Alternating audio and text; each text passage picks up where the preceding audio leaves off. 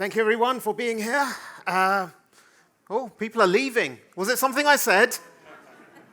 You in the red, please come back. Okay, no, you're not. Anyway, it's more than phishing, because I think when you talk about security awareness and training, people often think about, it's all about phishing people and annoying them. How many people have ever got annoyed by a phishing email they've received or received a complaint about one? Okay, you're difficult people. Yeah, I feel sorry for your partners or people that have to live with you. No, I'm joking. So this is my vanity slide. It basically says I'm awesome. And this is the company vanity slide. It basically says Knowbe4 is awesome. And this is my starting point. You know, I like to get people thinking when we start off. I'm not going to do a product pitch at all, but this is the future of cybersecurity. So I spent a lot of time just thinking, like, what does the future of cybersecurity when it comes to awareness and training and employee engagement and human risk look like? And we've got a wide number of tools and products out there and more coming into the market every day. But, you know, largely it's like, simulated phishing, some training modules, some really big, boring training modules, some really short, snappy training modules. There's things like nudges and just-in-time training, so really micro training. There's building up profiles of risk behavior for individuals, and all this stuff is great and it's fantastic. But I don't think that's the future. That's like where technology is going, and you're probably going to get some AI mixed into that in the future. I think one area where we've struggled as an industry, as security professionals, and I say this as a former proper security person as opposed to a vendor mouthpiece, is that we failed. Okay, failed is a hard word. We've not always built the best relations with our colleagues across the organizations. And I think that's where the future is. And I loved Holly's talk because it gets you thinking about, well, how do we include more neurodivergent people across the organization? But actually, how do we even look at how we engage our existing workforce within the organization? And maybe we could do a far better job at that. So the first question I normally ask people when they're struggling to get engagement with their staff and everything is like, well, how is your security department perceived? And they often look at me as if I kicked their cat or something. And I'm like, no, it's a serious question. If people don't like you or they view you as a department of no, you could give them the best advice in the world. It's like, that's Bob from security. You know, it's not important. And hotels recognize this, that first impressions really make a big difference. They found through surveys, extensive surveys over the years, that people that have a pleasant check-in experience actually rate the hotel experience as a lot better than people that had a poor check-in experience. So, what's the first time a person engages with security within your organization look like?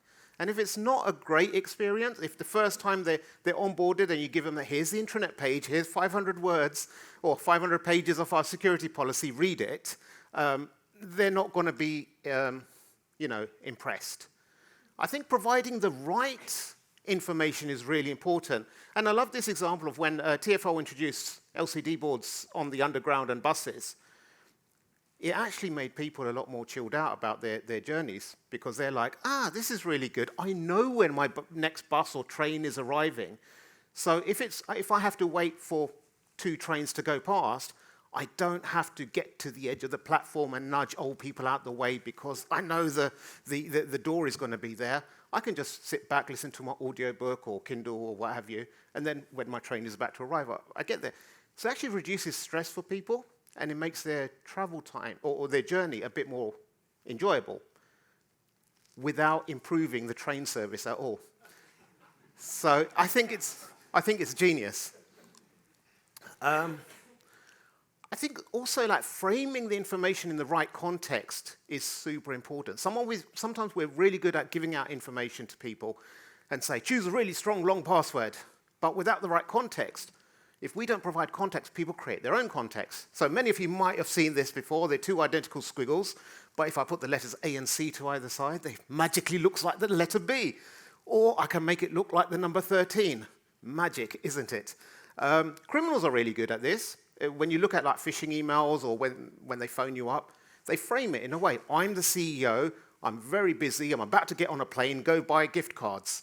This needs to be done immediately. They framed it in a certain way to make you perceive that call in a certain way. So, how can we use the same tactics to frame things in the right way? I love this slide. It's like, I call it the brain's autocorrect feature. People are laughing because they can get it. It's for those at the back without their glasses, the phenomenal power of the human mind, according to a research at Cambridge University. It doesn't matter in which order the letters in a word are. You can still read it correctly. And so this is why when we say to people, oh, look out for bad spelling in that phishing email, it doesn't always work because people just read what they expect to read. Your brain is going to autocorrect it. So even if you misspelled the domain name, it doesn't say Microsoft, it says Microsoft or something, your brain's going to reinterpret it as what it is. I also think the metrics when it comes to providing the information that we do up the line is a bit, sometimes we try to fit it into the technology bucket, which is a bit different when you're dealing with humans. Because humans, you don't just patch them and they suddenly know everything. You have to continuously remind them and motivate them and what have you. So it's like 1st of January, me, like a lot of people, I'm not pointing at anyone, say, I'm going to get fitter. I'm going to join the gym. Come January the 12th, and I'm regretting my choices, crying and eating a slice of pizza. But I think it's like, how do we relay that information? And like, one person clicking on 10 phishing emails is different from 10 people clicking on one phishing email. But if you aggregate it all together, the value is 10. And we say our risk score is 10. So I think we need to think about how we reflect on the risk that comes from humans slightly differently from systems. A flower is a weed with a marketing budget. And I love this quote because I think, again, this is how we sometimes lose the opportunity.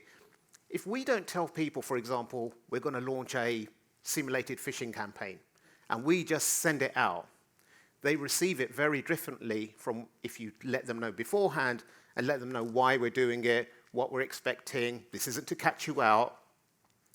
So oftentimes we make the mistake of trying to catch people out, and they feel stupid, and then they get angry at you, and then they want to shut down. They don't want to engage with anything you ever send them. So I think it's really important to understand how people will react to what you're sending out. Oftentimes we say if they don't listen the first time, we'll give them more training. Beatings will continue until morale improves. And that also does not work. So I think like what's really useful is if you think more like a marketer and less like a trainer. Our objective isn't to make everyone a security expert. We just want them to adopt a few good behaviors. If you think about recycling, you just provide people with 5 bins and you label what you want them to throw and where, and that's all it is. It's just like, they adopt the behaviors. One could argue it doesn't even matter whether they understand that they're saving the polar bears or the ice caps. They're engaging in the right behavior. So we need to think like, what is a key behavior? How do we boil it down? How do we repeat that over different channels over long periods of time? This is the only productish sort of slide in here. So at Knowbe4, we have a series called The Inside Man, which is a bit like a Netflix show.